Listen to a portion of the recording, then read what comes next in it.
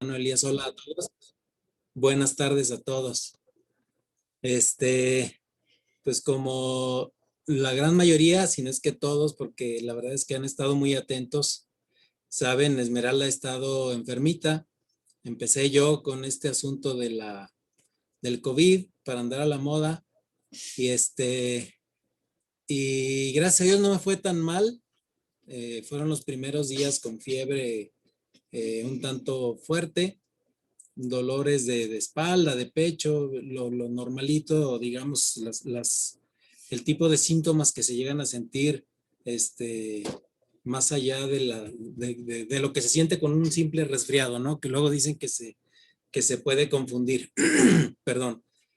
Y poco después, Esmeralda empezó, Sarita también, pero Sarita duró 2 días y se acabó, gracias a Dios. Pero sí, Esmeralda le ha estado batallando mucho. Gracias a Dios ya va mucho mejor, ya el oxígeno prácticamente no lo usa, y eso pues ya es mucha ventaja. Así que parte de lo que estaremos viendo ahorita es precisamente ese control y ese cuidado que Dios tiene siempre y que ha tenido a través de toda la historia pues con toda la humanidad, no se diga con sus hijos. Así que voy a ver, porque siempre me falla esto de compartir pantalla, pero bueno, al final de cuentas, como el burro que tocó la flauta, me sale bien. Este, ¿Ya puedo compartir, Arely? Ok. Sí, creo que sí. A ver, permítanme.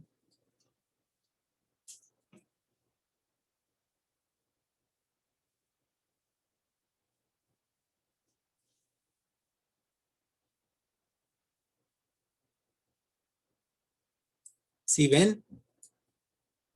Sí, Ok.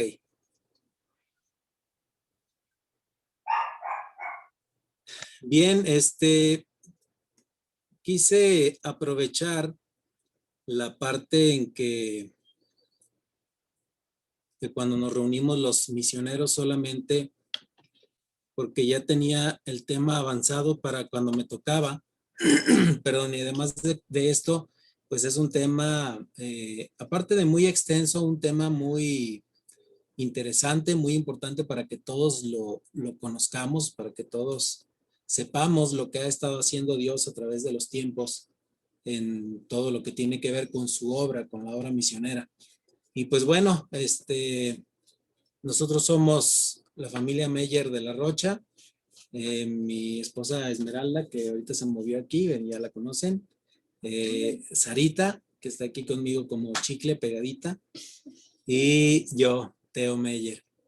Eh, Hemos estado muy agradecidos con Dios porque eh, prácticamente toda familia Berea, de todas partes de donde Berea está, han estado atentos, hemos tenido llamadas, hemos tenido mensajes prácticamente a diario de cómo está Esmeralda, de cómo sigue, cómo seguimos, y pues eso es una gran bendición. Y aquí tenemos nuestras peticiones y nuestras acciones de gracias. Quisiéramos que pusieran en oración para con nosotros también esto, que podamos enfocarnos como familia precisamente en el reino de Dios.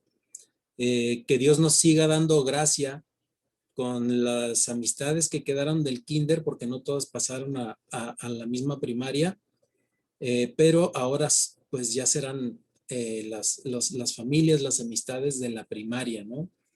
Entonces, que podamos ser luz en la vida de estas personas.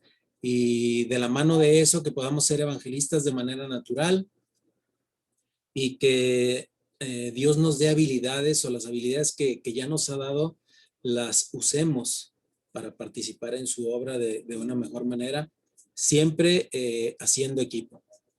Y las acciones de gracias, pues bueno, precisamente lo que les decía, este asunto de la enfermedad del COVID, eh, sobre todo damos gracias por estos momentos en los que hubo sufrimiento, porque nos damos cuenta cómo Dios muestra su amor y su cuidado en todo momento.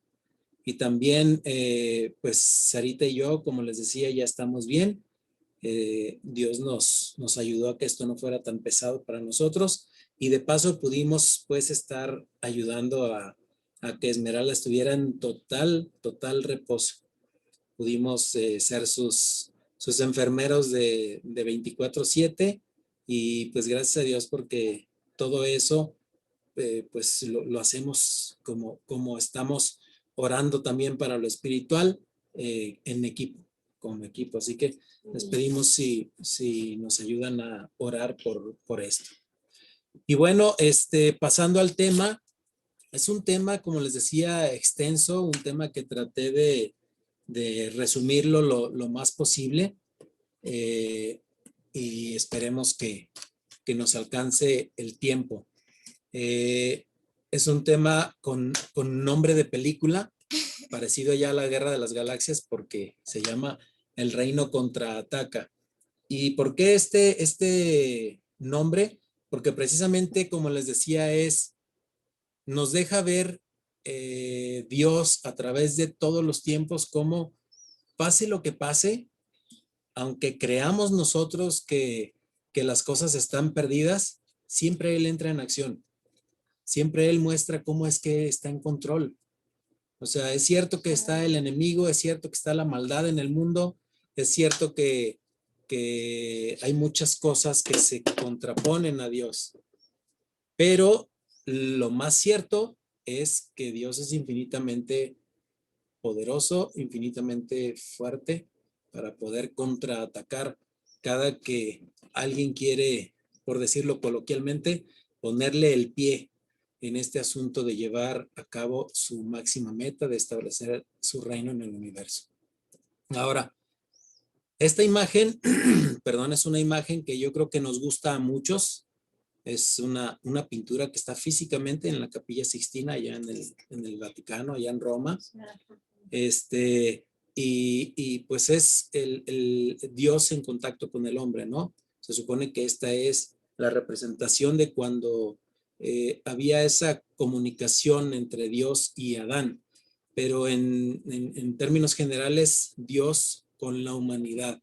Y es así como Dios siempre ha estado, como les decía, a través de la historia, siempre ha estado con el hombre.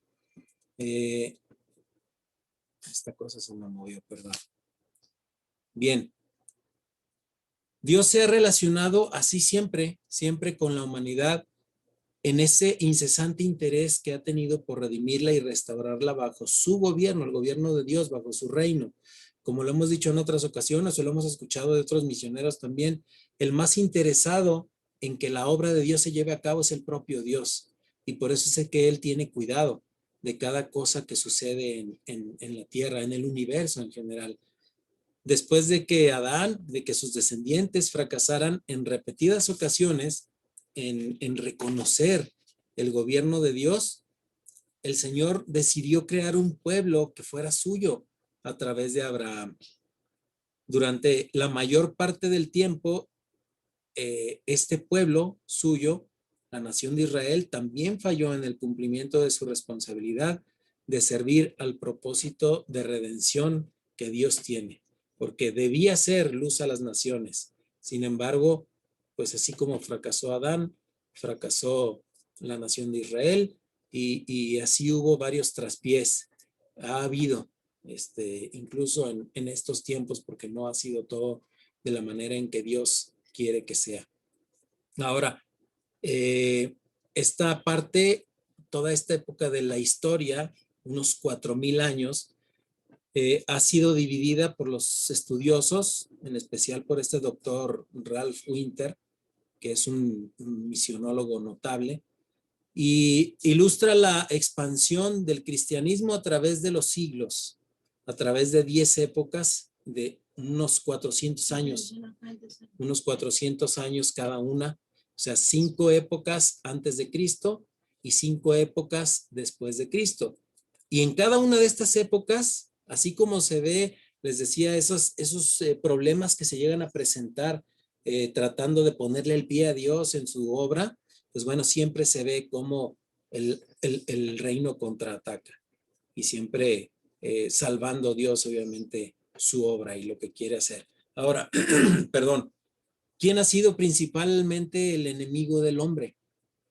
Hay una frase que hizo célebre un filósofo inglés llamado Thomas Hobbes, por allá del siglo XVI, que en latín decía Homo homini lupus. Esto significa que el hombre es el lobo del hombre. Es una frase utilizada curiosamente en un libro que este filósofo inglés escribió llamado El Leviatán. Y en este libro o esta frase resume el estado natural del hombre, cómo es que lo lleva a una lucha continua contra su prójimo. Y es que eso es lo que ha pasado. Se cita esta frase con frecuencia, haciendo referencia a los horrores de lo que es capaz el ser humano con tal de conseguir lo que quiere. Entonces, en ese sentido, el hombre es el lobo del hombre. A través de toda la historia, hablando pues de que el principal enemigo del hombre es el propio hombre, los seres humanos han borrado su propia historia. Es decir, así como ahorita hay muchas obras de arte, hay muchas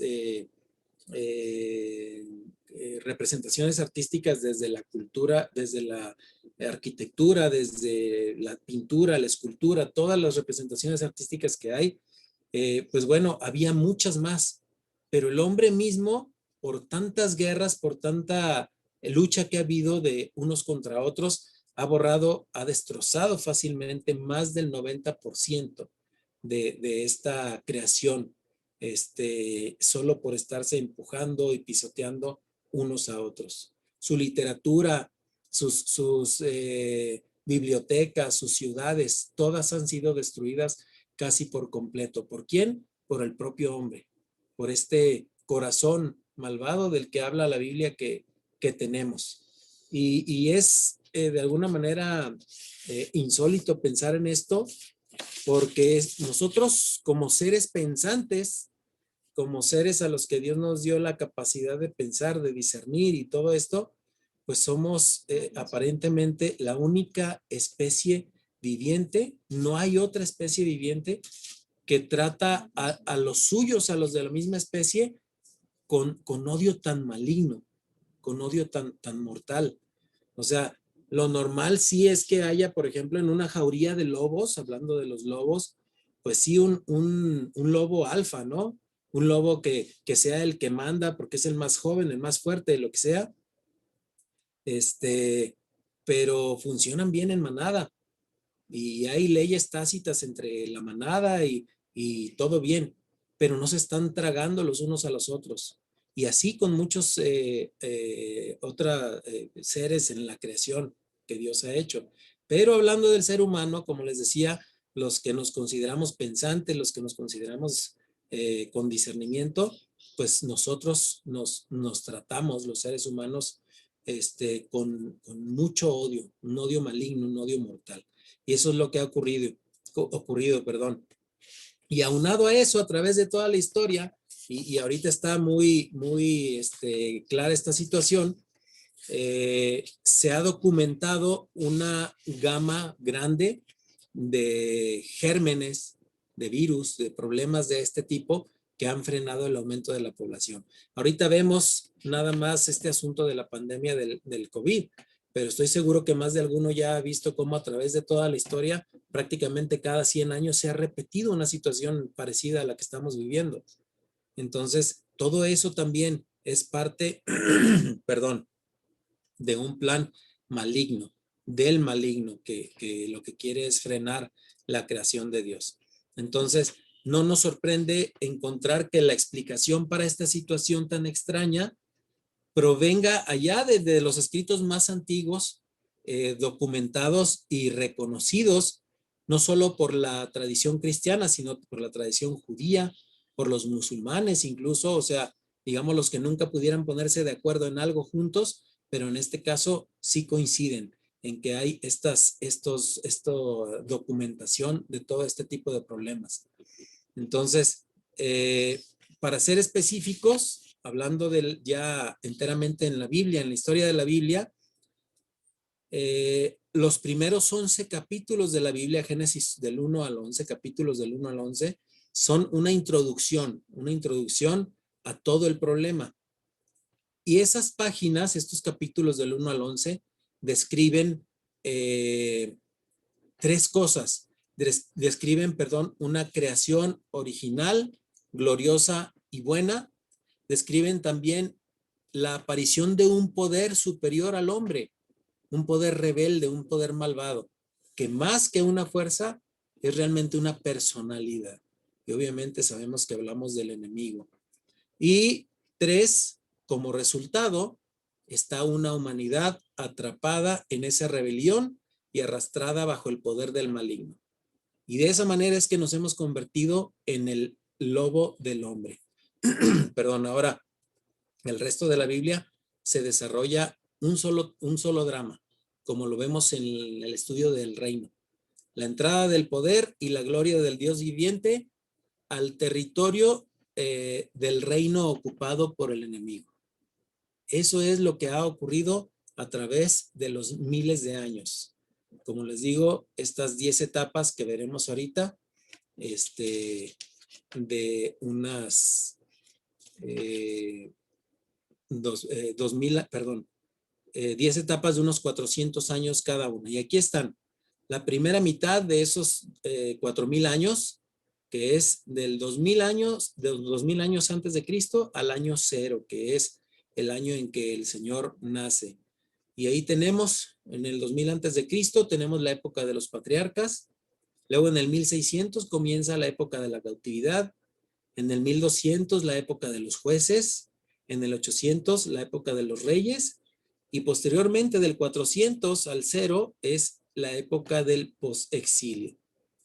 Y después tenemos la segunda mitad, que es en la que nos vamos a enfocar, donde aparecen los romanos en los primeros 400 años, los bárbaros hasta el 800, los vikingos hasta el 1200, los sarracenos, que incluye aquí a los musulmanes, hasta el 1600, y hasta ahorita, hasta nuestro tiempo, los confines de la tierra. Pero fíjense, hay un vínculo común entre esas 10 épocas, esas 5 antes y 5 después de Cristo. Lo que une a estas 10 épocas es la gracia de Dios. Esta gracia de Dios que interviene en la historia con el fin de contestar al enemigo. Es solo por gracia, es solo por misericordia de Dios. Como yo les decía en muchas ocasiones estando en San Juan Chico compartiendo, les decía yo hablando de la misericordia de Dios, ¿Dios tenía que hacerlo? O sea, estaba obligado a mostrar su gracia para con todos, a enviar a su hijo a morir por todos. Precisamente como dice Gálatas 4:4, en el tiempo, en el cumplimiento del tiempo fue cuando el Señor vino acá a morir, a nacer y morir por nosotros. Pues no, la verdad es que no estaba obligado a hacerlo. Lo hizo solo por gracia, por misericordia. Bien pudo haber con un chasquido de dedos deshecho todo y volver a comenzar. Sin embargo, no lo hizo así. Simplemente la gracia de Dios intervino para contestar al enemigo y continuar Dios con su plan. Este enemigo que provisionalmente es el Dios de este mundo y la Biblia se lo reconoce. El plan de Dios para esto es alcanzar a todas las naciones, ahora mediante la bendición a Abraham y a sus hijos por la fe. Es decir, no solo sus hijos físicos, sino todos los que hemos alcanzado la bendición por la fe. Esta bendición, una vez que la tenemos, ahora está condicionada a ser compartida por otras y para otras naciones.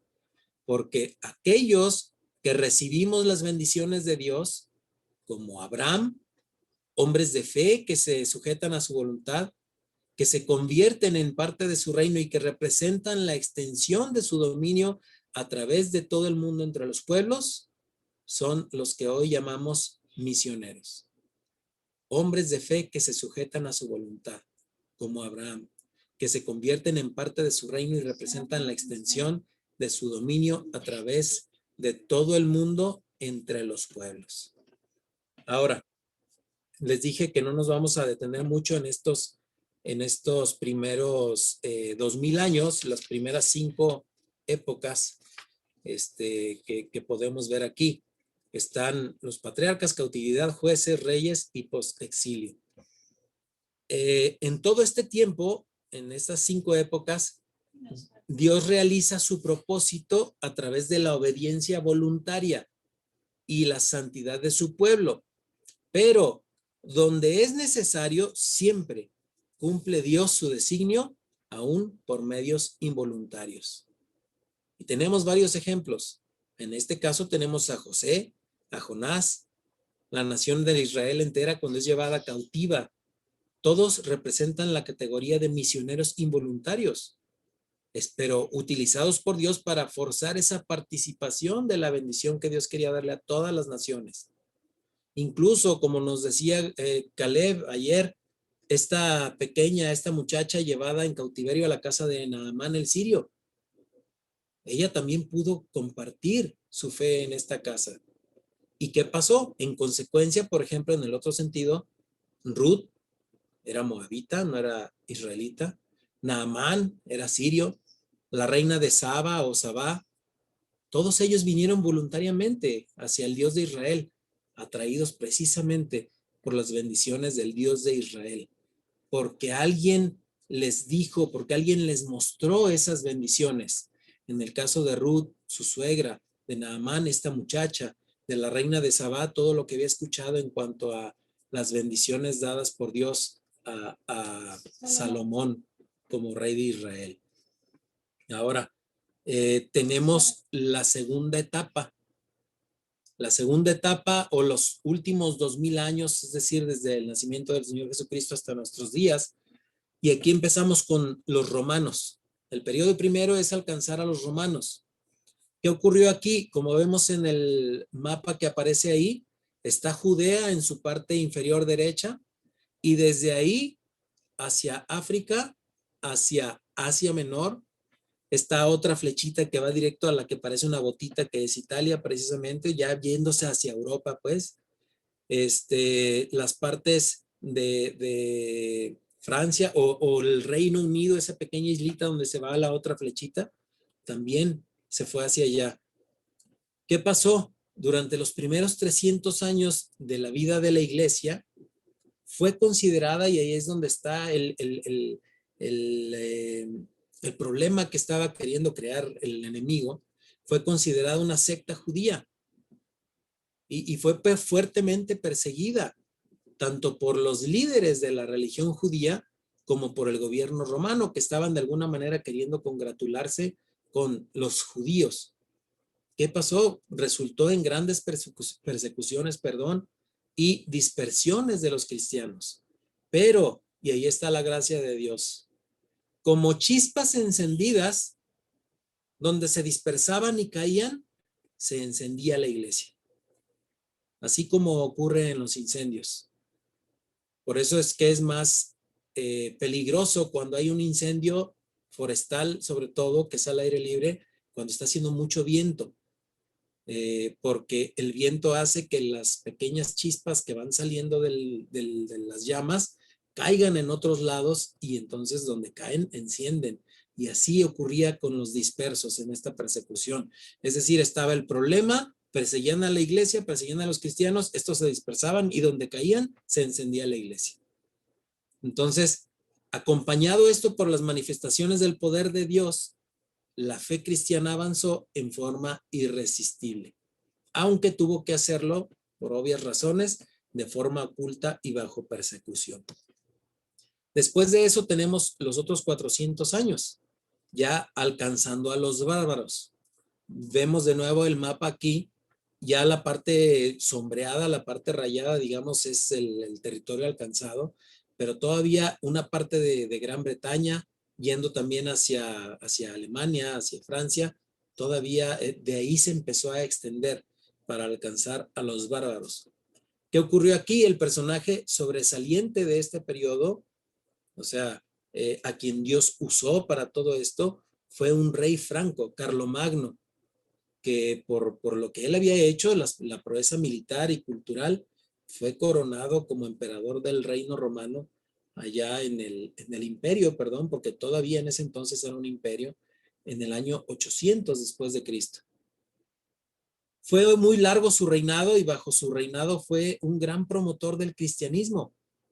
O sea, era digamos, como el faraón de su tiempo y era alguien que extendió su influencia en todas las áreas del pensamiento y de la sociedad, promoviendo el cristianismo.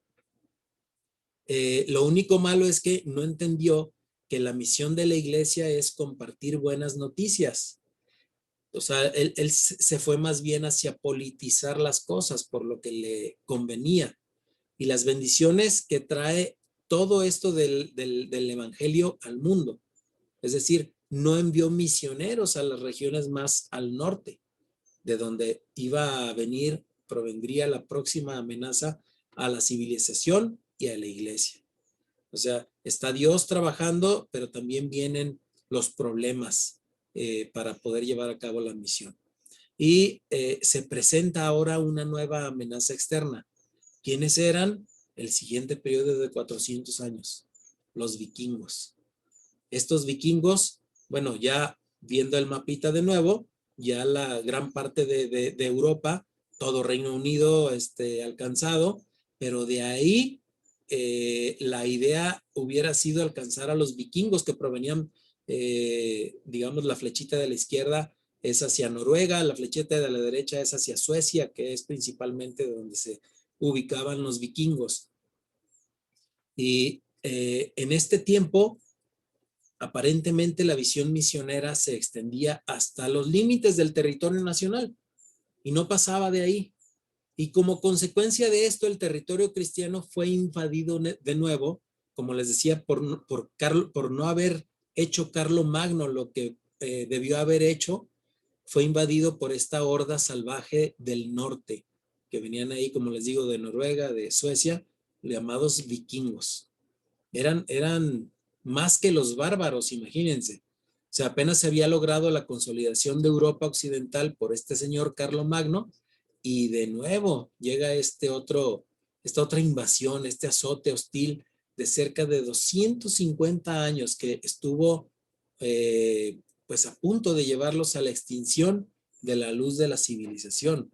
De esa manera eran los vikingos. Les decía, más que los bárbaros. A diferencia de los bárbaros, estos vikingos no tenían ningún respeto por las iglesias, no tenían ningún respeto por la gente religiosa. Si se fijan, ahorita es algo que si bien no a todo mundo le cae bien la religión, al final de cuentas respetan. Y los bárbaros de alguna manera lo hacían, pero a los vikingos no les importaba. Estos centros, digamos, religiosos fueron atacados repetidamente y sus ocupantes, obviamente, entran ahí los cristianos, siempre llevados como esclavos. Pero ahí está Dios actuando, y al igual que en el caso de la invasión de Roma, llega el poder fenomenal del evangelio y se manifiesta. Y por más malos que fueran, como en el caso de Nínive en su tiempo, en el tiempo de Jonás, estos conquistadores fueron conquistados por la fe de sus cautivos. O sea, llegaron los vikingos, se llevaron a los esclavos atacando a los lugares, sobre todo de centro cristianos que había puesto Carlomagno, y a los que se llevaron, la fe de sus cautivos los llevó al evangelio. Generalmente fueron los monjes vendidos como esclavos o las jóvenes cristianas que fueron forzadas a ser esposas o concubinas de estos salvajes. Fueron los que gradualmente se ganaron a esta gente del norte. Entonces vemos de nuevo un problema y Dios actuando. En la siguiente época están los sarracenos, que les decía, ahí incluye a los musulmanes. No hay un mapita como en los otros casos. Esta imagen es del tiempo de las cruzadas, pero todo empezó por allá en Turquía. Ahí es donde empieza el problema o este brote de las cruzadas en este tiempo ya del periodo 1200 a 1600. ¿Qué fue lo que pasó aquí? Este periodo comienza con un instrumento evangelístico muy espectacular de los frailes y terminó con la mayor de las reformas habidas hasta entonces. Pero No obstante, durante aquel periodo la iglesia se involucró por el término de casi 200 años en la peor y más trágica mala interpretación masiva que se haya hecho de las misiones en toda la historia, y estos son las cruzadas. Las cruzadas. Así comenzó esta triste experiencia de misión cristiana con espada de muerte, no la espada que da vida, que es la espada, la palabra de Dios. O sea, simple y sencillamente le daban un término santo, como ahorita llevan a cabo algunas guerras santas para acabar simple y sencillamente con los que no creen lo que creen las personas que la llevan a cabo. En pocas palabras, eso ocurrió. Y fueron precisamente los vikingos normandos, los de Normandía, cristianizados, los primeros en responder a este llamado de hacer todo esto. O sea, todas las principales cruzadas fueron lideradas por estos que ya eran reconocidos guerreros. Y el resultado fue malo. El resultado fue un derramamiento de sangre sin precedentes para los mismos europeos. En todo el transcurso de las cruzadas, solo 2 líderes cristianos, Francisco de Asís, conocido por muchos como San Francisco de Asís, y Raimundo Lulio. Estos se destacaron por su comprensión de que la espada de la palabra no puede ser sustituida por la de la guerra. Y al terminar este periodo, Europa se ve a sí misma con una fe cristiana vigorosa, asentándose en cada nación. Ganó terreno en lo social, en lo político, y por primera vez salieron misioneros a otros continentes después de Pablo. Bien, y el último de los periodos, que es el que está hasta ahorita, hasta los confines de la tierra, del año 1600 hasta nuestros días, pues ahí vemos la imagen ya como de misioneros en alguna tribu, ¿no?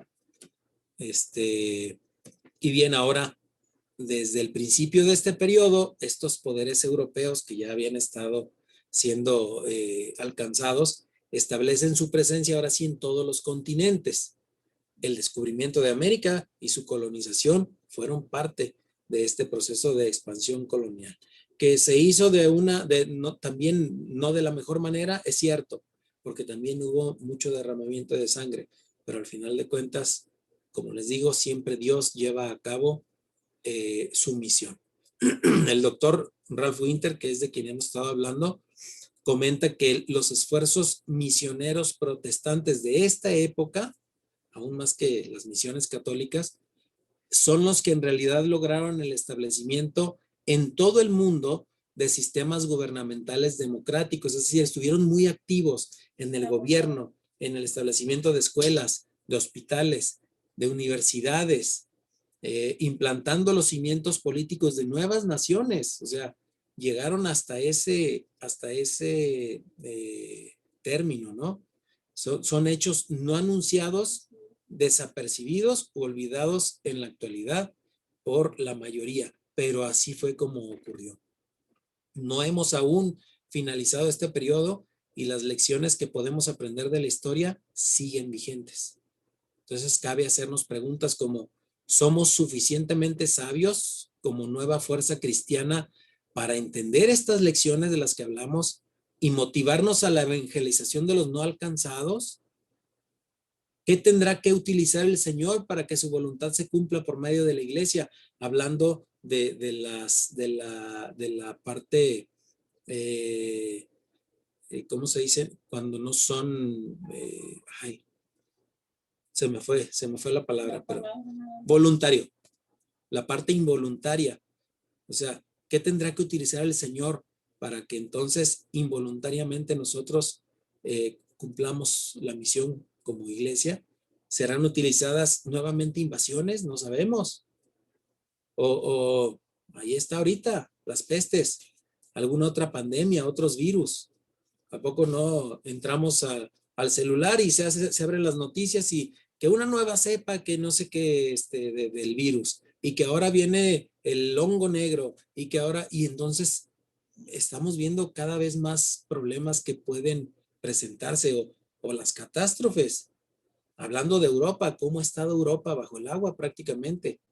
Lugares que como se ve en las noticias, hacía 60, 80 años, que no sufrían esos calorones, que no sufrían ese tipo de inundaciones, como han estado desbordándose ríos, y todo porque al final de cuentas, Dios puede usar lo que Él quiera usar para llevar a cabo su obra, para ponernos a pensar. ¿A cuántos de nosotros no nos cayó el 20 de muchas cosas ahora con la pandemia? O sea, Dios puede usar cada cosa para hacernos reflexionar. Entonces, estas catástrofes, otros eventos devastadores, serán entonces los que Dios use para mover al pueblo cristiano a fin de alcanzar todas las naciones con el amor y mensaje de Cristo y así lograr el cumplimiento de la gran comisión. Pues no sabemos. Pero bueno, esta es lo que queríamos compartirles.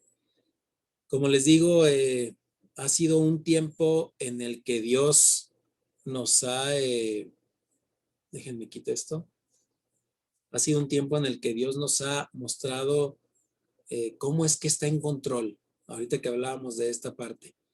Cada situación que se ha presentado en este momento en el que llegó una etapa o bueno, un momento crítico en el que Esmeralda necesitaba oxígeno. Ya es cuando se llega a ese grado en el que pues uno se preocupa más. ¿Y qué es lo que pasó? Conseguimos un tanque de oxígeno, pues como suele pasar de repente, que está repuntando el COVID y que entonces el oxígeno se pone más difícil de conseguir y todo esto. Bueno, gracias a Dios conseguimos a un precio no muy accesible, que digamos, la renta de un tanque. Posteriormente, cuando hubo la necesidad de recargarlo, Dios nos llevó hacia una empresa que de haber sabido desde un inicio, no sabía que ellos rentaban tanques de oxígeno o que los recargaran, pero al final de cuentas nos abrió los ojos de los precios tan exorbitantes que gente sin mucha conciencia está aprovechándose de esta situación. Pero, ¿qué fue lo que pasó? Al final de cuentas, pues sí, pudimos haber gastado menos desde un inicio, sí, pero lo que ocurrió es que Dios, usando lo que Él quiera, así haya sido más gasto, nos proveyó de un tanque de oxígeno. Nos ha provisto para las medicinas, que han sido muchas, para los estudios, que también han sido muchos y que hay que volverlos a hacer. Entonces, Dios nos ha mostrado vez tras vez cómo es que Él tiene el control y el cuidado de cada situación en nuestra vida, pues así como lo hemos vivido y hemos sido testigos con más de ustedes que nos han compartido también en este encuentro misionero o a través de los grupos. Así que, pues gracias a Dios por lo que ha hecho, por lo que hace y por lo que hará. Sarita también quería compartir, ¿eh? ¿Qué es lo que has estado aprendiendo con mami? Que tenemos que ser como Dios, tenemos que ser misericordiosos, buenos y perdonando a la gente que nos hizo mal. Eso es lo que aprendí. Amén. Y pues bueno, les pedimos ahí que oren por las peticiones que teníamos ahí desde el inicio. Areli, como lo ha estado haciendo, pues bueno, ya se las pasará. Y bueno, se me fue Esmeralda, pero pues hasta aquí tenemos nuestra participación. Muchas gracias por todo.